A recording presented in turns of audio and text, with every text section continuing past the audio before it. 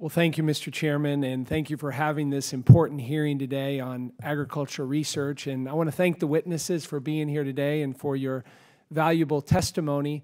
The district that I represent in central and west central Illinois has two distinctions related to agriculture. First, it's the 8th largest in the country in terms of corn and soybean production.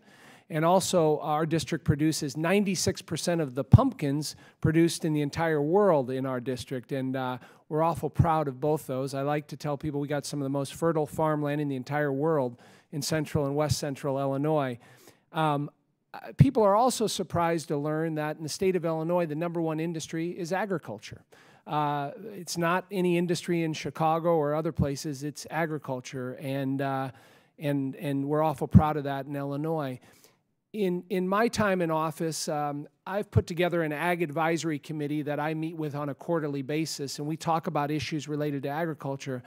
And I'm amazed at the technology and the modernization of agriculture in all different sectors, whether it's drought-resistant seeds or nutrients that are put on our farm fields or the technology that goes into our tractors and equipment. It continues to amaze me what goes on, sometimes in a quiet way, in agriculture. And obviously, all of that work and the research that has been done has resulted in yields that continue to get stronger and stronger. Now, we got to do some work on prices, but obviously, the work that's gone on has helped with our yields and really bountiful harvest that we've had. Before my questions, I want to highlight a unique agriculture research facility located in Peoria, Illinois, that I represent, and that's the National Center for Agriculture Utilization Research in Peoria, also known as the Peoria Ag Lab. The Ag Lab is run as part of the Agriculture Research Service, ARS, which has been a vital agency within the Department of Agriculture.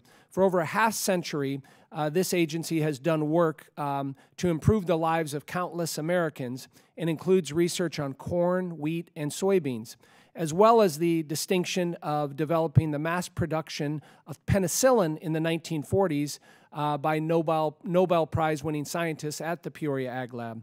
Currently, the Peoria Ag Lab is designated to lead technology transfer for the USDA and focuses on bioenergy, renewable resources, and research for safe and healthy foods.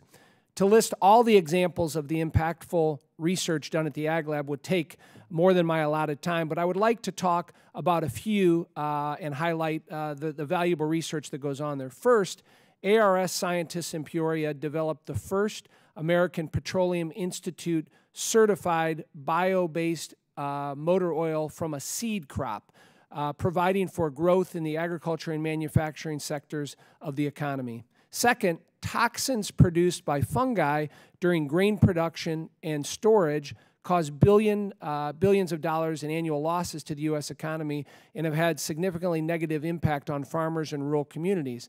The toxin detection technologies developed by ARS in Peoria were transferred to the private sector via licensing agreements with more than 30 companies, and their widespread use has helped to ensure the safety of the food supply and helped promote job growth in the biotechnology area. Third, new biodegradable products that are non-toxic and inexpensive to produce have been prepared from renewable materials using a process that can easily be scaled up by small or large businesses in any location. These products developed by ARS in Peoria can be used to control a wide variety of pests and pathogens, and combined with their low production cost will make this discovery a valuable new tool to help farmers and improve yield and promote economic development.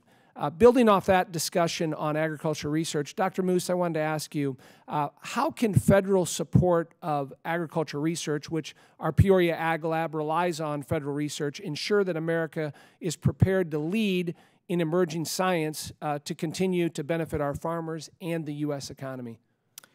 Yes, so the Peoria Lab's a great example of this. The research that goes on there, the technology transfer, the impact that it has on the farm or through society. And so I would say, I guess, more examples like that would be beneficial. and the mechanisms, there are a variety of ways to do it. The USDA ARS runs that facility. There are others like it that are partnerships with either university or industry groups.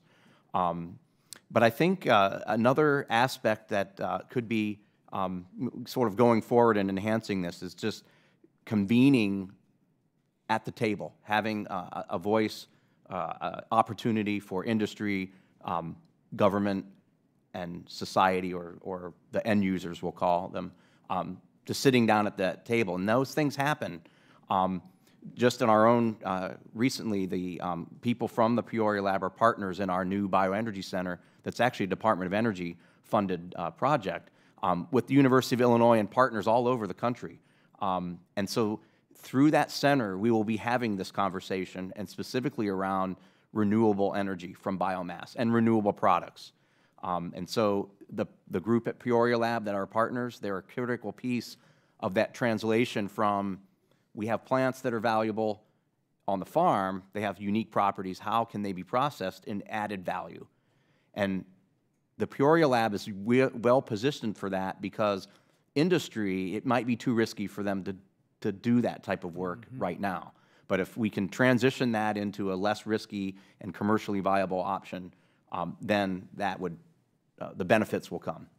Thank you. We look forward to working with you, Dr. Moose.